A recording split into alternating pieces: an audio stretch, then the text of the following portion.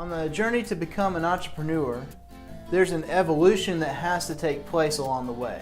In other words, you're not fulfilling the role of a business owner simply because you filed for articles of incorporation for your business. What actually happens is we start out as an employee of a business, and over some time we decide that we can do it better, right? We quit the job and we start our own gig. We become self-employed.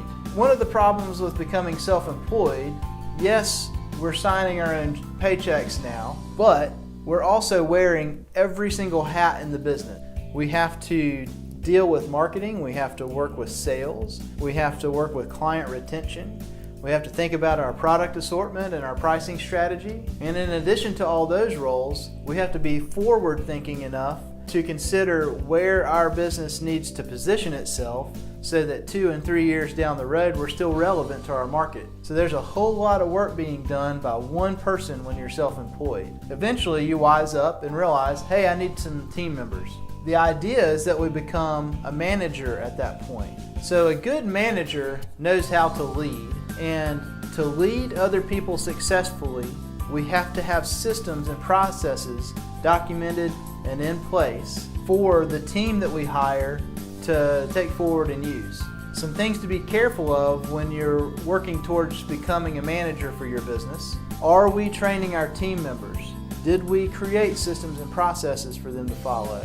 Are we hiring people that will carry the business forward versus people that are not qualified that we're going to have to pull along with us? So once we've become proficient at that manager role for our business, we aspire to become the owner, to fulfill that business owner role for our business. And the difference between here and here is having everything operating smoothly to a point where we can now hire a general manager to operate the business for us, so that we are actually able to work on our business as the business owner versus in our business with the majority of our time. The GM, the general manager that we've hired, takes care of that for us now. The business operates and grows and creates steady cash flow for you to depend on.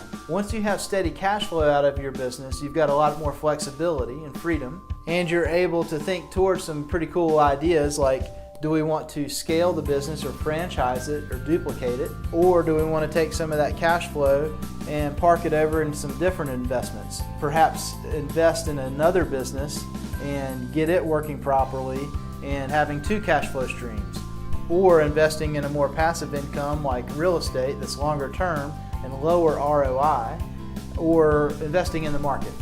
So you should invest in all 3, the market, real estate, and businesses.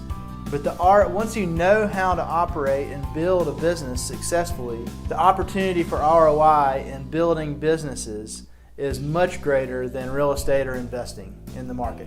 At the level of entrepreneur, it's really fun because now what you get to do is come up with a concept or idea and lean on your resources and your relationships to connect the dots to make those ideas or concepts happen.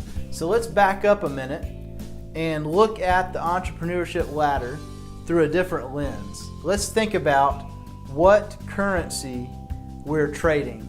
So when we're an employee, we trade time for dollars. When we're self-employed, we still are trading our time for dollars. When we're a manager in our business, playing that role, time for dollars. So the currency that we're using to earn dollars is our time.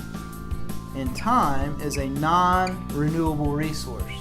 The reason there's a dotted line here is to indicate that this is where most business owners give up, or get stuck, or fail. We all know the statistics that 4 out of 5 businesses fail in the first 5 years. This is where it happens because we're giving up our time, we're giving up our time, we're giving up our time. And unless we're able to break through this barrier, to this next level of becoming the business owner, we're overwhelmed, we're tired, we're burnt out. We get stuck in a spot that is not sustainable. It is not sustainable to work 60, 65, 70 hours a week for the rest of your life. Business is not intended to be a trap. Business is supposed to provide freedom of time and finance.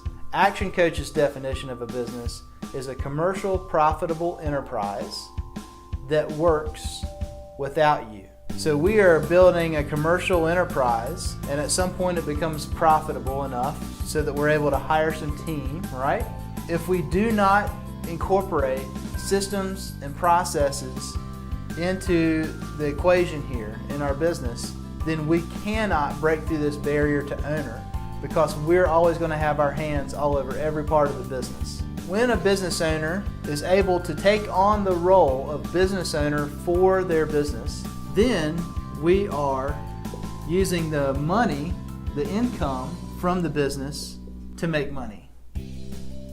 Why is that different? Because now we are investing in team, and by investing in team, we are buying our time back from our business at this point. So we're taking dollars to invest in team, which create more dollars through the business.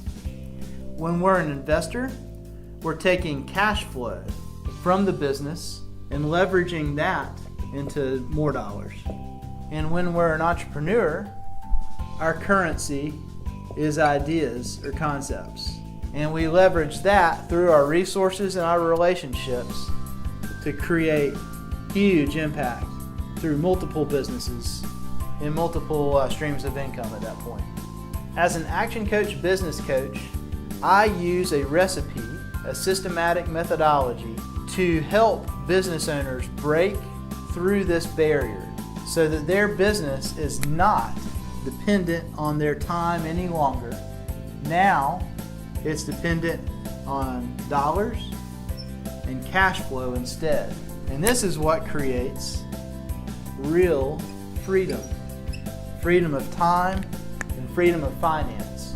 So if your business is dependent on your time, then we need to talk. Reach out to me and I can explain what the recipe looks like and how we approach it, because it's too important in life to control our time. And unless we do things differently, we can't expect different results, right? So reach out and we can talk through how to break through this barrier in your business.